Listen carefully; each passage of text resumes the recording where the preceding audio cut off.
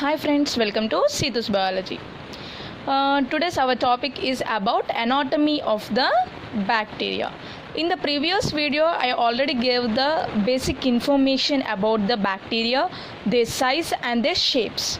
And today we are going to know what are the functions of the each and every part of the bacteria. And in the previous video I already gave the detailed information about the cell wall of the bacteria, and based on the cell wall composition how the bacteria is classified into different types. Today we are going to know about the each and every part of the bacteria. Let's see what are those. First we are going to know about the cytoplasmic membrane. See here where it is. This is the cytoplasmic membrane. It is about 5 to 10 nanometer thick. It is an elastic semi-permeable membrane. Elastic means stretchable semi-permeable membrane. It lies beneath the cell wall. For which sake it is going to function means it is going to separate the cell wall and the cytoplasm. It is going to separate cell wall and the cytoplasm, and it is also playing a major role as an osmotic barrier without causing any damage to the internal part of the cell. And it is also having the numerous enzymes in it like permease, oxidase and the polymerase. These all are the enzymes which are playing a major role as a active transport of the selective nutrients. Means these enzymes are going to allow the only selective nutrients into the cytoplasm like that. And it is also, I already said that it is a semi-permeable membrane. Means it is going to control the inflow and the outflow. Means incoming and the outgoing of the metabolites from the protoplasm. This is the main role played by this cytoplasmic membrane. Next we are going to know about the cytoplasm. This is the cytoplasm. It is a colloidal system, means it contains so many contents in it. That's why it is known as a colloidal system. It contains a variety of organic and the inorganic solutes in it. It is a viscous watery solution. Actually the cytoplasm is a viscous watery solution. In that solution the organic and inorganic solutions or solutes are present. Actually in the eukaryotic cell all the cellular components like mitochondria, nucleus, endoplasmic reticulum, ribosomes, mesosomes, all the cellular components are present. But in the prokaryotic cell mainly means in the bacteria only ribosomes, mesosomes, vacuoles and the inclusion bodies are only present in the cytoplasm. We already seen in the diagram. This is the DNA inclusion, granular inclusion, mesosomes, ribosomes. Only these cellular components are only present in the prokaryotic cell. Let's see the each and every function of these cellular component. Ribosomes, these are the centers of the protein synthesis. Means in our body in each cell the protein synthesis may occur. In the cell the ribosomes are the portions where the protein synthesis are occurring. These ribosomes are composed of the ribosomal RNAs and also the ribosomal proteins. This is about the ribosomes. Let's see about the intracytoplasmic inclusion bodies. These are the sources of the stored energy. Means the energy of the cell is stored in the inclusion bodies only. Let's see about the mesosomes. These mesosomes are the vesicular, multilaminated and the convalescent structures. These we already seen here. Mesosomes are this. These are the principal centers of the respiratory enzymes. Means the respiratory enzymes are present in these mesosomes only. And in the eukaryotic cell mitochondria is placing as a powerhouse of the cell, right? The same characteristic feature is going to play in the prokaryotic cell, that is the mesosomes. This is the main functions of the cytoplasm and the components which are present in the cytoplasm. Let's see the nucleus. in the bacteria. Actually, the nucleus in the eukaryotic cell, the nucleus is present with the presence of the nuclear membrane and also the nucleolus. But in the bacteria, nuclear membrane and the nucleolus are absent. But it contains the genomic DNA.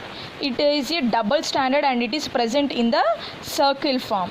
The size varies 1000 micrometer when it is straightened. I already said that the double stranded DNA is in the circle form. When this circle form of the DNA gets straightened, then its size varies about 1000 micrometer. The genomic DNA is the haploid form, means single, and it is going to multiply by means of a simple fission, and this DNA is also going to maintain the genetic characteristics of the bacteria in it. And some of the bacteria, means all the bacteria contain the DNA, but some of the bacteria may possess the extra nuclear membrane, extra nuclear genetic material like plasmid and the episomes.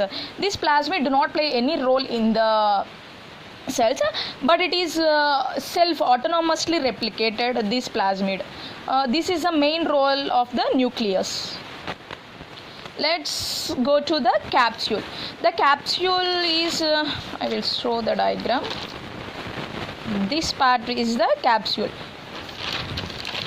It is present at the outermost part of the bacterial cell. It is an amorphous viscid bacterial or the secretion. Actually, it is a secretion of the bacteria. How it is going to function to the cell means it enhances the bacterial virulence, means by inhibiting the phagocytosis, means if when the bacteria is entering into the human body or any host, then the human body is fight against the immune system of the human body, fight against this bacteria, means the phagocytosis may cause. That phagocytosis may inhibited by this structure, that is the capsule. It also acts as a protective covering against the antibacterial substances. I already said that when the bacteria is entered into the human body, the human's immune system fights against this. Then it releases the antibacterial substances like bacteriophages, phagocytes, and also the enzymes. These antibacterial substances are going to inhibit by this capsule, which is going to harm the bacteria. And the capsular antigens is specific for the bacteria, and the capsular antigens means this capsule contains some of the antigens. These are specific for the bacteria, because when we going to any lab technician, means if we want to identify if the person is affected by any infection, means if we want to diagnose that infection, means we want to find out which type of bacteria it is, that we have to identify by means of these capsular antigens only. This is the main role played by the capsule. Let's go to the flagella. These are the cytoplasmic appendages. These are protruding, means coming out through the cell wall, and these are the thread-like structures like this. And these are composed of a protein called the flagellin. Is a protein made by producing or preparing this flagella. The size of the flagella varies 5 to 20 micrometer in centimeter in length and 0.01 to 0.02 micrometer in diameter. And these flagella are the organs used for the locomotion, means motility. The bacteria is going to move from one place to another place with the help of these flagella only. Actually, these flagella are classified or split into 4 types based on the number of flagella present on the bacterial cell. That is monotrichous flagella, amphitrichous flagella, and lophotrichous flagella, and the peritrichous flagella. In the monotrichous flagella, to the bacterial cell only single polar flagellum is present. In the amphitrichous flagella, to the bacterial cell at both the ends single flagellum is present. That's why it is known as the amphitrichous flagella. In the lophotrichous flagella, bunch of flagellums are present present in any side, in any one side of the bacterium, either in this side, either to the one side. Only one side is present.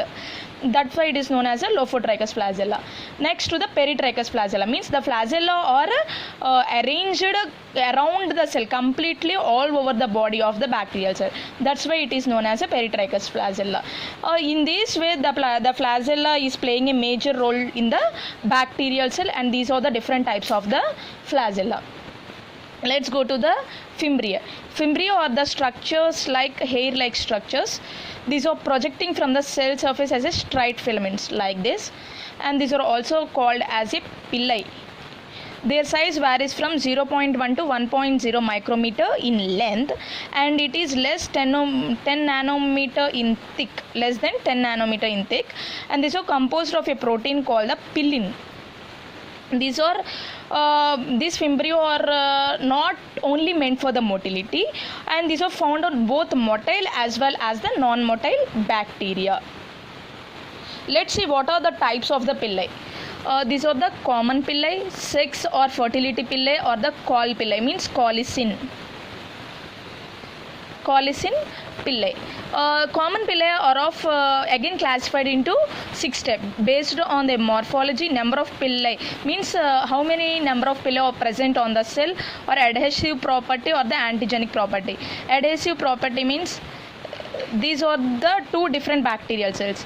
This pili is containing this bacteria containing pili, and this bacteria containing pili. These both are getting adhesive, means attached. The conjugation is causing. This is the main role played by this pili, and this is the sex pili or the fertility pili. Means the sex pili of fertility is caused due to this pili. Those pili are meant for this, and colicin pili. And what are the main functions played by this pili means, or a fimbriae means adhesion and also the transfer of genetic material. Means if this is the bacterial cell, this is the bacterial cell. This bacterial cell is containing the genetic material. This bacterial cell is lacking the genetic material. With the help of this pili, by forming the conjugation tube, one of the genetic material is transferred into the another. This is the main role played by this fimbriae. These are the different types of the bacterial cell, parts of the bacterial cell and their functions. I think you like this video. If you like this video, please do subscribe and share. Thanks for watching.